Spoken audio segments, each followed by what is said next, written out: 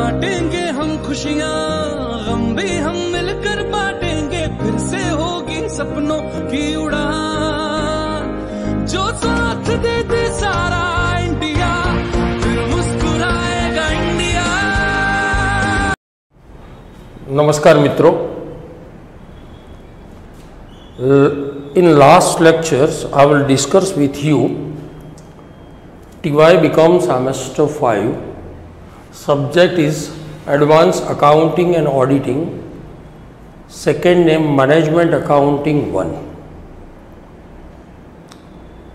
In this subject 8 chapters. Which chapter is practical, which is the theoretical, I will discuss with you. What are structures of papers in Gujarat University, tentative I say. Then what are total marks of the paper, total hours of the papers, and per question how many marks. All the matters are discussed with you. Then start the one chapters, it is called the ratio. When the ratios come in the world, who is the founder of ratios? When ratios not come in the world, so that time what a condition of the world? Then definitions of ratios, then advantage and disadvantage of ratios. Last time, I will speak in Hindi, you listen to me. Last time हमने इतना कुछ discuss किया था, TY BCom semester 5 की बात कर रहा हूं मैं। सब्जेक्ट है मैनेजमेंट अकाउंटिंग 1। इसमें कितने चैप्टर्स हैं, वो कौन कौन से चैप्टर थियरी वाले हैं, वो कौन कौन से प्रैक्टिकल है, वो कौन से चैप्टर में से कितने मार्क्स का यूनिवर्सिटी में आता है, वो और यूनिवर्सिटी का टेंटेटिव, में फिर से बोल रहा हूँ, अंदाजित टेंटेटिव पेपर का स्ट्रक्चर कैसा होता है, इसके बारे में क्लियर डिस्कशन किया था। यानी कि आप सब्जेक्ट के बारे में क्लियर हो गए थे। इसके बाद यही बुक्स में से हमने एक चैप्टर स्टार्ट किया था जिसका नाम था रेशियो एनालिसिस। ये चैप्टर का वेटेज है गुजरात यूनिवर्सिटी में 18 मार्क्स। 14 मार्क का एक सम्स होता है और 4 मार्क के एमसीक्यू होते हैं, यानी 18 मार्क का ये chapter, it is very IMP for you. इसके बाद हमने डिस्कस किया था कि टीवाई बीकॉम सेमेस्टर 5 के सिलेबस में 22 रेशियोज है। Same condition in 12th commerce, 12वीं कक्षा में इसके 12 रेशियो है और टीवाई बीकॉम में इसके 22 यानी 22 रेशियो इंक्लूड है सिलेबस में। अब ये रेशियो एनालिसिस का कोई भी सम्स, हम प्रैक्टिकल पर जा रहे हैं, then I will start the practical knowledge. Ratio analysis में कोई भी सम्स यदि कैलकुलेट करना है तो कोई भी रेशियो 3 पार्ट में डिवाइड होता है। एक है फॉर्मूला, यानी आपको सूत्र आता है। Second thing is that calculation है, यानी कि एंड थर्ड इज एनालिसिस। ये 3 पार्ट है इसके, फॉर्मूला है, कैलकुलेशन है और एनालिसिस है। In last time I will discuss with you analysis के बारे में। यदि आपको बोला है in your question paper give the some instruction, please give the comment, give the analysis, so it is compulsory, otherwise it is not compulsory for you. यदि college की exam में, यूनिवर्सिटी एग्जाम में यदि आपको बोला है कि माय डियर स्टूडेंट एनालिसिस लिखो, कमेंट लिखो, तो ही लिखना है, अदरवाइज इसकी नेसेसिटी नहीं है, जरूरत नहीं है। तो आपको 2 ही चीज करनी है, formula and calculation. Is it clear? Formula नहीं आती तो आप आगे नहीं जा सकते। अब कहानी है कि इसका कोई भी आंसर होता है वो कैसा होता है, तो परसेंटेज में होता है। Any type of answer when you are multiply the 100, so that time any type of answer is convert into percentage. दुनिया का कोई भी आंसर यदि परसेंटेज में लाना है तो फॉर्मूला में 100 से मल्टीप्लाई करो। यदि 100 नहीं लिखेंगे तो आपका आंसर टाइम्स में मिलेगा, 2 टाइम, 3 टाइम, 5 टाइम्स। ગુજરાતીમાં વખત કહેવાય. દેન ઇસ્ટુ यानी जेम कहेवाए 2:3:5 एटसेट्रा. यदि वो भी नहीं है, आप फॉर्मूला में डेज लिखेंगे तो आंसर 365 लिखेंगे तो आपका आंसर डेज में आएगा. When you are multiply the 12 month so your answer is convert into month. ये है कहानी सम्स के बारे में. अब I will start 22 ratio 1/1/1. First ratio लेंगे, इसकी फॉर्मूला देखेंगे, इसमें कौन कौन सा कैलकुलेशन आता है वो देखेंगे, इसका एनालिसिस क्या है वो 1/1 देखेंगे. यानी मैं स्टार्ट कर रहा हूं ratio number 1. You see the ratio number 1. तो रेशियो नंबर 1 में स्टार्ट कर रहा हूं. देखिए फर्स्ट रेशियो है, फर्स्ट रेशियो, इसका नाम है GP ratio. GP ratio, yes. इसकी फॉर्मूला कौन सी है माय डियर? तो GP upon net sales multiply 100. GP का फुल फॉर्म है gross profit ratios. Total profit ratio is equal to gross profit upon net sales multiply 100. ये इसकी formula है. अब ए फॉर्मूला में तीन चीज, इन दिस फॉर्मूला 1, 2 और 3 items are compulsory. So question is that why you mention the 100. तो 100 is mention by default because any type of answer, दुनिया का कोई भी आंसर आपको परसेंटेज में कन्वर्ट करना है तो 100 बाय डिफॉल्ट लिखना पड़ता है. तो 100 तो आता है. अब दो कहानी बाकी रही है, दो लिख दो तो आपका आंसर आ जाएगा. 2 items are required for you. So number 1 is that, number 1 हम जा रहे हैं नेट सेल्स. नेट सेल्स का मतलब क्या होता है? तो total sales minus sales return. देखिए सेल्स रिटर्न, आपको सम्स में टोटल सेल्स दिया है, हाँ, तो इसमें से सेल्स रिटर्न को माइनस कर दो, दिया हो तो. कई स्टूडेंट पूछते हैं कि when not sales return is mention in our sum so that time how to less it. यदि हमारे सम्स में सेल्स रिटर्न नहीं लिखा है तो नहीं लिखा है, तो माइनस नहीं करना है. लिखा हो तो माइनस करो माय डियर. तो net sales means what? Net sales is equal to total cells minus cells return. Cells return yes, so you are indicate, otherwise NO. Is it clear ना? Then you will go from the next one is that. इसके बाद देखते हैं भैया, इसके बाद की कहानी ग्रोस प्रॉफिट पे आ जाइए. एक बात और मुझे बतानी है, इन प्रैक्टिकल नॉलेज आप जब भी in any type of circumstances when you are mention the cells, so that time you are mention the always net cells. Net cells means cells minus cells return, because it is net cells give the information of actual condition. जब भी life में आप sales लिखो ना, तो sales लिखते वक्त इसमें से सेल्स रिटर्न हो तो माइनस करके ही लिखना है, तो ही वो बिजनेस की एक्चुअल कंडीशन बताता है. इज इट क्लियर ना? अब कहानी आई जीपी की.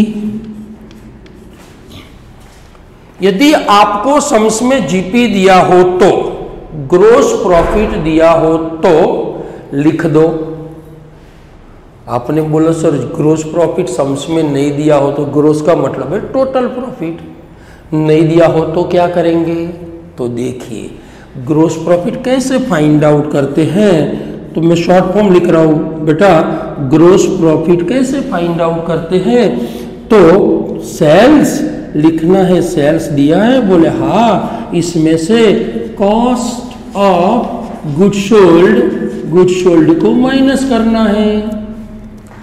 Gross profit is equal to sales minus cost of good sold.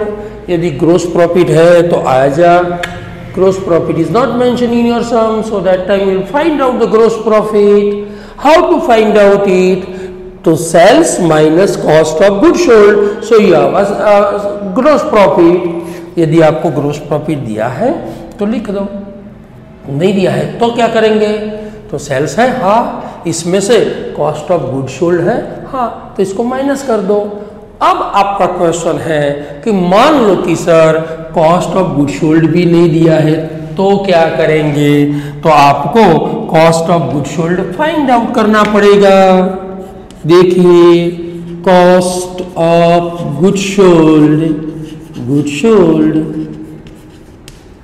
Cost of good sold find out करने के दो रास्ते हैं। Yes, two way of cost of good sold. Number one is that sales minus gross profit. अब फिर question आप पूछेंगे कि सर ग्रोस प्रॉफिट तो दिया नहीं है, तो फिर कॉस्ट ऑफ गुड सोल्ड कैसे लगेगी? तो ये फॉर्मूला को जाने दो। When not mention the gross profit, so that time this formula is not consider. यदि आपको ग्रोस प्रॉफिट नहीं दिया है तो how to apply this formula? ये पॉसिबल नहीं है। तो then you will go from the second formula, आप दूसरी फॉर्मूला पे चले जाइए। Cost of good sold is equal to opening stock. देखिए, opening stock plus purchase plus purchase expense minus closing stock. Is it clear? फिर से मैं बोल रहा हूं, cost of good sold find out करने के दो रास्ते हैं। यदि आपको कॉस्ट ऑफ गुड सोल्ड दिया है तो आजा, नहीं दिया है तो दो रास्ते हैं, two way. Number one is that sales minus GP. यदि जीपी नहीं है तो आप दूसरी फॉर्मूला को लगाओ, opening stock plus purchase expense minus closing stock is equal to cost of good sold. ये दोनों के अलावा थर्ड वे कोई है ही नहीं। मान लो कि इसमें से कॉस्ट ऑफ गुड सोल्ड मिल गई तो यहां लिख दो, इसमें से ग्रोस प्रॉफिट मिल गया तो यहां लिख दो। यानी आपकी कहानी यहां पूरी होती है रेशियो नंबर 1 के बारे में। फिर से बोल रहा हूं, gross profit ratio formula, gross profit ratio is equal to gross profit upon net sales multiply 100 why mention 100, answer percentage में लाना है तो 100 से मल्टीप्लाई करना पड़ता है। अब दो चीज बची, नेट सेल्स का मतलब क्या है? तो टोटल सेल्स में से सेल्स रिटर्न दिया हो तो माइनस करो, नहीं है तो जाने दो। Total sales minus sales return is equal to net sales. अब आई कहानी लास्ट वाली चीज, gross profit. When mention the gross profit in your sum, so that time you are consider it। यदि आपको सम्स में दिया है तो उसको कंसीडर कर लो, नहीं दिया है तो ग्रोस प्रॉफिट फाइंड आउट करने का रास्ता कौन सा है? तो gross profit is equal to sales में से कॉस्ट ऑफ गुड सोल्ड को माइनस कर दो। अब आपका क्वेश्चन आएगा कि sir cost of good sold भी नहीं दिया है तो इसके दो रास्ते, कॉस्ट ऑफ गुड सोल्ड के दो रास्ते हैं। फर्स्ट वाला कौन सा है?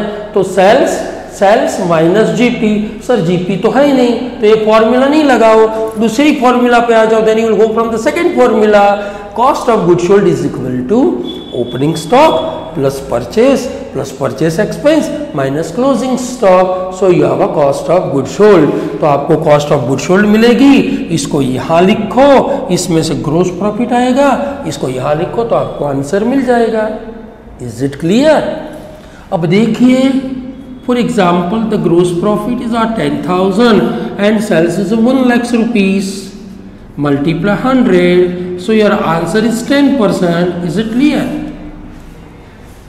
आंसर हो गया 10%। अब आपका क्वेश्चन होगा कि सर 10% क्या बताता है? सो व्हाट अ ग्रोस, देखिए रेशियो क्या बताता है? Relation between gross profit and net sales, ये दोनों के बीच का रिलेशन बताता है। The ratios shows relation between gross profit and net sales, ये दोनों के बीच का रिलेशन है। How many percent gross profit in net sales, यानी सेल्स में ग्रोस प्रॉफिट कितना है वो बताता है। व्हेन द रेशियोज इंक्रीज, यदि रेशियो इंक्रीज होता है सो इट इज गुड। आप बोलेंगे क्यों?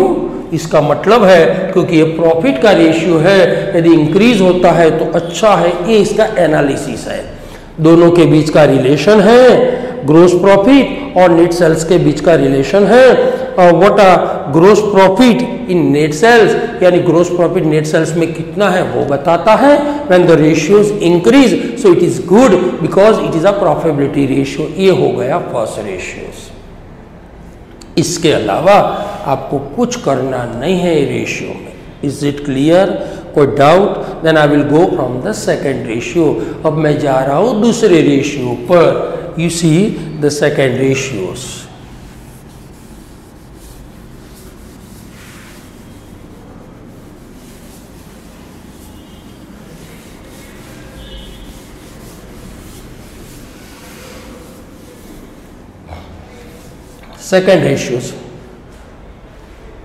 Second ratios number 2 my dear, जिसका नाम है नेट प्रॉफिट रेशियो।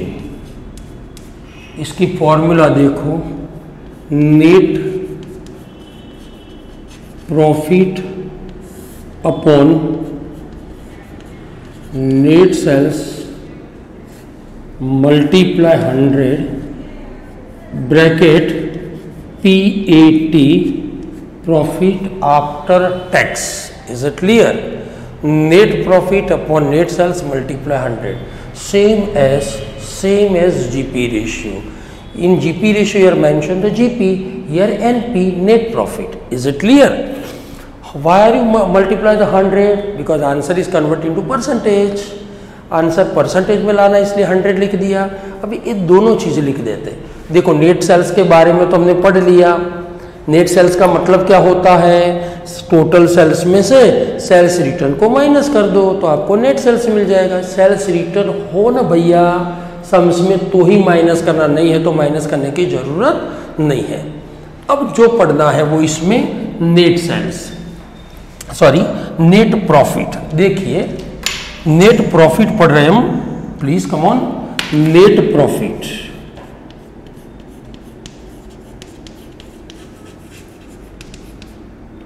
इन ब्रैकेट PAT।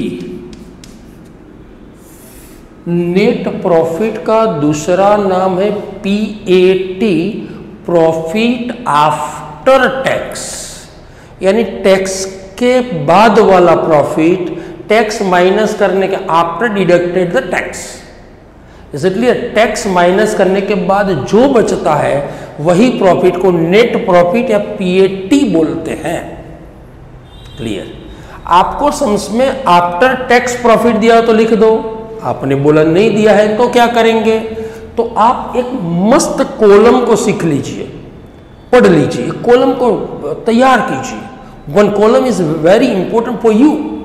कौन सा कॉलम है? देखिए जनाब, मान लो कि आपको सम्स में सेल्स दिया, देखिए वेरी IMP है आपके लिए, सेल्स है, यस। इसमें से आप कॉस्ट ऑफ गुड सोल्ड को माइनस कीजिए। सेल्स में से कॉस्ट ऑफ गुड सोल्ड को माइनस कीजिए तो आपको जो मिलता है डियर उसको बोलते ग्रोस प्रॉफिट। GP का मतलब है gross profit. That's a finish. इसके अंदर ऐड बिजनेस इनकम। यदि बिजनेस की इनकम दिए, trading income, business income when mention in your sum, so that time it is add here. यदि आपको सम्स में दिया हो तो वो प्लस कीजिए। Then less operating expense. I say operating expense का दूसरा नाम है ट्रेडिंग एक्सपेंस, बिजनेस के एक्सपेंस। इसमें क्या क्या आ सकता है? तो देखिए ऑफिस एक्सपेंस होता है, सेल्स एडमिन होता है, admin expense, administrative expense, sales होता है एंड डिस्ट्रीब्यूटेड होता है, डिस्ट्रीब्यूटेड एक्सपेंस होता है। ये सभी एक्सपेंस इसमें आ जाते हैं, वो लिख दीजिए। फिर से sales minus cost of good sold is equal to gross profit, then add business या trading income, then less operating या trading expenses. For example administrative, office expense, sales expense, distributed expense, all are less. So you have a final answer, it is called, आपको जो final answer मिलेगा इसको बोलते EBIT, EBIT, ये हो गया EBIT। अब क्वेश्चन होगा कि EBIT का मतलब क्या है, तो E का मतलब है अर्निंग, अर्निंग बोले प्रॉफिट बोले, अर्निंग बिफोर यानी पहला, इंटरेस्ट ब्याज, और T यानी टैक्स, ब्याज और टैक्स के पहले वाला profit, earning before interest and tax. कई लोग PBIT लिखते हैं, profit before interest and tax, both are the same words, same है। अब इसमें से माइनस करना है I का मतलब है इंटरेस्ट। अब क्वेश्चन होगा इंटरेस्ट में कौन कौन सा इंटरेस्ट आता है, तो डिबेंचर हो या लोन हो, तो लोन या डिबेंचर का इंटरेस्ट हो तो कैलकुलेट करके माइनस करो, तो आपको जो मिलेगा इसमें से देखो आई चला गया, तो आपको मिलेगा EBT, अर्निंग बिफोर टैक्स, यानी कि टैक्स के पहले वाला प्रॉफिट आ गया। Is it clear? अब क्या होगा, तो इसमें से माइनस करो T यानी कि टैक्स हो गया, टैक्स माइनस करो, यस, इस पर कैलकुलेट करके माइनस करना है। टैक्स के परसेंटेज आपको सम्स में दिए हैं, when mention the percentage in your sums, so that time it is calculate here. Is it clear? यदि परसेंटेज दिए हो तो कैलकुलेट कर दो, नहीं हो तो डैश कर दो, दिए ही हो गए टैक्स के रेट। तो इसमें से माइनस करो माय डियर, तो आपको जो फाइनल आंसर मिलता है उसको बोलते PAT, प्रॉफिट आफ्टर टैक्स, इसको बोलते net profit. Is it clear? Tax के बाद वाला प्रॉफिट नेट प्रॉफिट मिलता है। फिर से एक बार देख लेते हैं माय डियर। नंबर 1 सेल्स लिखो, इसमें से हम कॉस्ट ऑफ गुड सोल्ड को माइनस करते हैं तो हमें GP मिलता है। इसमें बिजनेस की कोई इनकम है तो प्लस कर दो, यानी ट्रेडिंग इनकम प्लस कर दो। इसमें से बिजनेस के एक्सपेंस, ऑपरेटिंग एक्सपेंस 4 आते हैं, admin, office, sales and distributed minus कर दो, तो आपको earning before interest and tax मिल जाएगा, EBIT मिल जाएगा। इसमें से आप I को माइनस कर दो, इंटरेस्ट को माइनस कर दो, तो आपको EBT मिल जाएगा। इसमें से आप टैक्स माइनस कर दो तो आपको मिल जाएगा PAT, प्रॉफिट आफ्टर टैक्स। अब 2 चीज समझ लीजिए, I का मतलब है इंटरेस्ट, समझना इंटरेस्ट में क्या क्या आ सकता है। I का मतलब है इंटरेस्ट, ए इंटरेस्ट में डिबेंचर या लोन, टेकन लोन। आप बैलेंस शीट को देखो, देख लिया, इसमें लायबिलिटी साइड हाथ रखो, रख दिया, इसमें आपको डिबेंचर दिया है, हाँ, तो देखो लिखा हो 10% डिबेंचर्स 1 लाख, तो 1 लाख रुपए का डिबेंचर, इसके आगे 10% लिखा, तो 1 lakh multiply 10/100 is equal to 10,000 interest. तो इसका 1 लाख का 10% करो ना, तो 10,000 रुपया इंटरेस्ट होगा, 10,000 इंटरेस्ट होगा।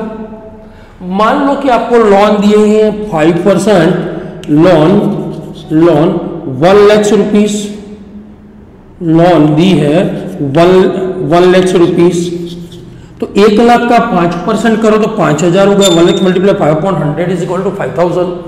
तो आपका टोटल इंटरेस्ट 10,000 और 5,000, यानी कि 15,000 इंटरेस्ट यहां लिख दो।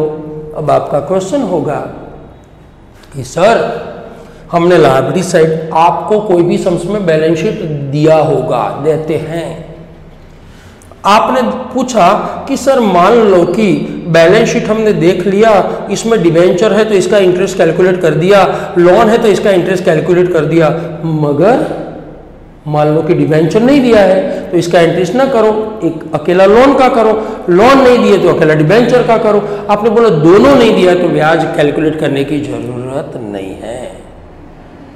When debentures and loan are mentioned in your balance sheet, so that time you are calculate the interest, otherwise it is not necessary.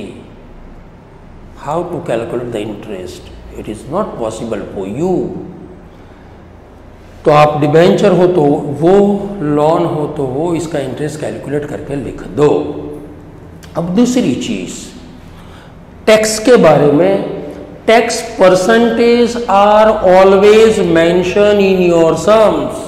आप सम्स में देख लीजिए टैक्स का परसेंटेज दिया ही होगा, तो ये टैक्स का परसेंटेज इस पर कैलकुलेट कर दो, ईबीटी पर, इस पर कैलकुलेट करके लिख दो। आपने बोला नहीं दिया तो डैश कर दो, दैट्स ऑफ फिनिश्ड। ये हो गया कॉलम। फिर से मैं बोल रहा हूं, second time revise that. Sales yes minus cost of goods sold is equal to gross profit plus trading income, business income minus operating trading expense. For example, administrative expense, office expense, sales expense, distributed expense, all minus. So you have a EBIT, earning before interest and tax. Then यानी tax और कर के पहले वाला tax और interest के पहले वाला profit, then minus interest. So you have a interest is equal to debenture और loan interest, interest. So you have a EBT, earning before tax. EBT means earning before tax, tax के पहले वाला profit, minus tax T. So you have a PAT, profit after tax, tax के बाद वाला, tax के बाद करने के बाद वाला आफ्टर टैक्स प्रॉफिट मिल जाएगा। ये हो गया पीएटी। मान लो कि सम्स में आपको ईबीटी दिया है, ये दिया है, तो डायरेक्ट टैक्स माइनस करो तो पीएटी मिल जाएगा, लिख दो। मान लो कि सम्स में आपको ईबीआईटी दिया है तो इसमें से ए पहले माइनस करो, जो आएगा इसमें से ए माइनस करो तो पीएटी मिलेगा, यहां लिख दो। फिर से मैं बोल रहा हूं माय डियर, पीएटी है तो आजा, नहीं है ये है तो इसमें से माइनस करो तो ये आया, आजा। ये भी नहीं है, ये दिया है हाँ, तो इसमें से ए माइनस करो तो ये आएगा, इसमें से ए माइनस करो तो ये आएगा, लिख दो। ये भी नहीं है तो पूरा कॉलम याद रख दो। इज इट क्लियर ना? एक नोट है इन ऑल चैप्टर्स, पूरे चैप्टर के बारे में, when you are calculate the any type of ratios, so you are not consider non trading income और नॉन ट्रेडिंग एक्सपेंस। पूरे चैप्टर में नॉन ट्रेडिंग इनकम और एक्सपेंस को कंसीडर नहीं करना है, because you are calculate the ratios with the business. आप business का रेशियो, बिजनेस के साथ का रेशियो कैलकुलेट करते हैं। For example lottery income, assets और इन्वेस्टमेंट प्रॉफिट और loss and share transfer fee. फिर से बोल रहा हूं मैं, लॉटरी इनकम, एसेट्स और इन्वेस्टमेंट प्रॉफिट और loss, next share transfer fee, all are not consider in this chapter because all are the non trading. Is it clear? तो ये हो गया आपका second ratios. Net profit NP बोलते हैं, आपको दिया है तो आजा, नहीं दिया है तो ईबीटी है तो टी करो तो हो जाएगा, नहीं है तो ये दिया है तो इसमें से ए और ये दोनों माइनस करो तो ये मिल जाएगा। ये भी नहीं है तो पूरा कॉलम याद रख दो भैया। इसमें क्या नहीं लेना है, नॉन ट्रेडिंग नहीं लेना है। Number one lottery income, share transfer fee, assets और इन्वेस्टमेंट का प्रॉफिट और loss, you are not consider it. Is it clear? Okay, आपका आंसर मिल जाएगा। मान लो कि आपका आंसर मिल गया है, माय डियर समझ लो, मान लो कि आपका आंसर आ गया here 20,000 and here 1 lakh rupees, 1 lakh rupees multiply 100, तो आपका आंसर आ गया 20%। ऐसे ऐसे करो तो 20% आ गया। अब इसका एनालिसिस क्या होगा? तो the ratio shows relation between net profit and net sales. ये ratio net profit and net sales के बीच का रिलेशन बताता है। Yes, how many percent, what a net profit in net sales, यानी सेल्स के अंदर इन नेट प्रॉफिट कितना है वो बताता है। When the ratios increase, ये 20 है, इसके बदले 25 हो गया, 26 हो गया। When the ratios increase, so it is good because it is a profit ratio. यदि ये रेशियो बढ़ता है तो अच्छी बात है भैया, क्योंकि ये प्रॉफिट का रेशियो है तो बढ़ेगा तो अच्छी बात है। तो हमने सेम देख लिया, जीपी रेशियो और एनपी रेशियो सेम फॉर्मूला है, उसमें जीपी लिखते थे, इसमें एनपी लिखो, बाकी सब इक्वल है। तो हमने दो रेशियो देख लिए, अब हम जा रहे हैं थर्ड रेशियो पर। Third ratio my dear, it is called stock turnover ratio. इसको स्टॉक रेशियो भी बोलते हैं। इसकी फॉर्मूला समझ लो my dear, cost of goods sold upon average stock, average stock. In this formula you are not mentioned the 100 because you are not answering percentage. ये formula में percent 100 नहीं लिखना है क्योंकि इसका आंसर परसेंटेज में नहीं आता। आगे वाले दो हमने देख लिए, इसका आंसर परसेंटेज में था। Is it clear? अब इसमें दो चीज लिखनी है। You are mention the two items, number one cost of goods sold and average stock. Cost of goods sold rules is that when mention the cost of goods sold in your sum, so that time you are consider it. Yes, aja. When not mention the cost of goods sold in your sum, so that time you see you follow the two formula. Number one is that cost of goods sold is equal to sales minus GP. हमने आगे देख लिया। यदि ये formula नहीं लगती तो दूसरी फॉर्मूला थी, याद करो वो दिन, cost of goods sold is equal to opening stock plus purchase expense minus closing stock is equal to cost of goods sold. तो मैं क्या बोल रहा हूँ भैया, आपको सम्स में कॉस्ट ऑफ गुड्स सोल्ड दिया है तो आ जा, नहीं दिया है तो इसके फाइंड आउट करने के दो रास्ते हैं। नंबर वन, यदि सेल्स माइनस जीपी ये नहीं लगता तो दूसरी फॉर्मूला है opening stock plus purchase expense minus closing stock, तो आपको कॉस्ट ऑफ गुड्स सोल्ड मिल गया। देन क्वेश्चन इज दैट, आपका प्रश्न यह है कि सर मान लो कि कॉस्ट ऑफ गुड्स सोल्ड नहीं दिया है तो हम फर्स्ट फॉर्मूला लगाएंगे, वो भी नहीं लगती, then you will go from the second formula, वो भी नहीं लगती, तो क्या करेंगे, तो आपको ये फॉर्मूला में instead of cost of goods sold you are mention the sales, आपको कॉस्ट ऑफ गुड्स सोल्ड के बदले में सेल्स लिख देना है। Is it clear? ओके, ये हमने आगे देख लिया था। अब आई कहानी एवरेज स्टॉक की। तो एवरेज स्टॉक कैसे फाइंड आउट करते हैं, देखिए average stock,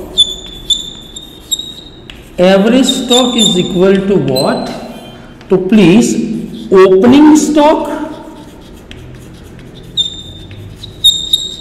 plus closing stock divide by 2।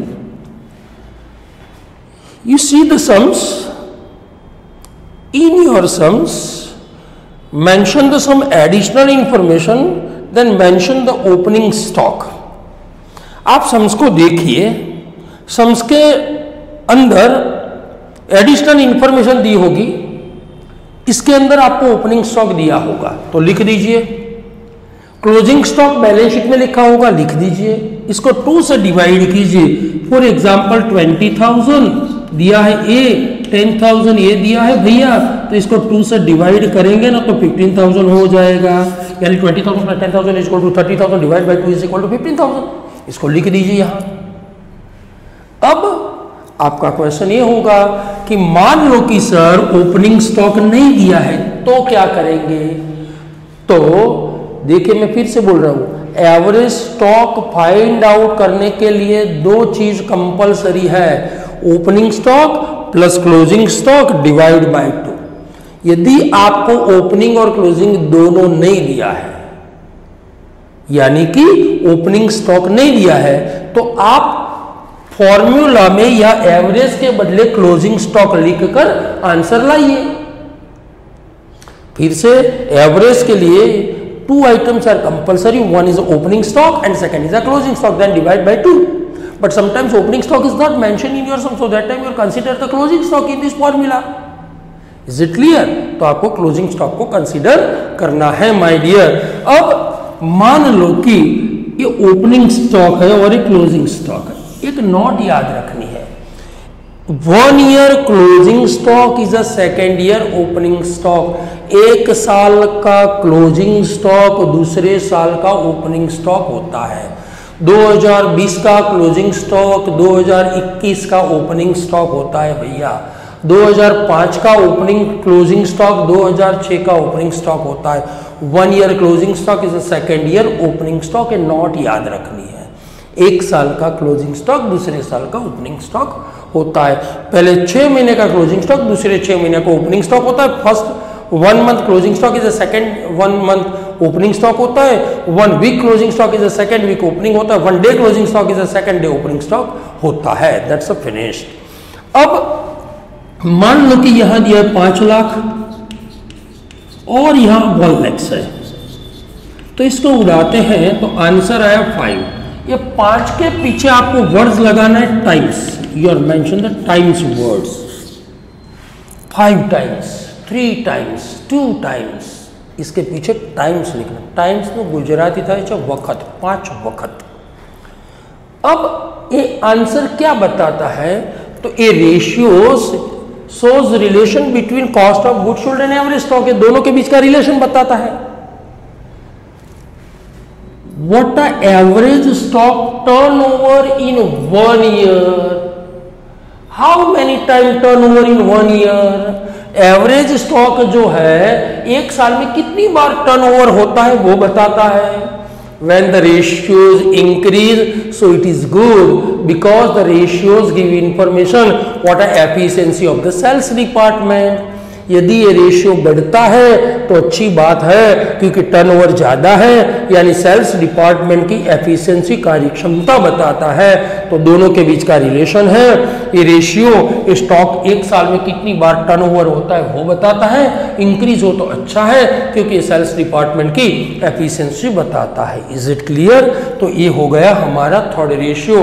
अब आया हमारा 4th नंबर वाला रेशियो। देख लीजिए भैया, 4th नंबर पे मैं जा रहा हूं। 4th नंबर भी समझ लीजिए, 4 नंबर वाला रेशियो जिसका नाम है ऑपरेटिंग रेशियो। ऑपरेटिंग रेशियो इसको बोलते हैं टोटल एक्सपेंस रेशियो। इसकी फॉर्मूला क्या है समझ लीजिए, तो cost of goods sold plus operating expense upon net sales into 100। चलो 100 तो मालूम है क्योंकि आंसर परसेंटेज में होगा, इसलिए 100 लिखा। नेट सेल्स हमने आगे देख लिया, सेल्स है, इसमें से सेल्स रिटर्न हो तो माइनस कर दो, यानी नेट सेल्स आ गया।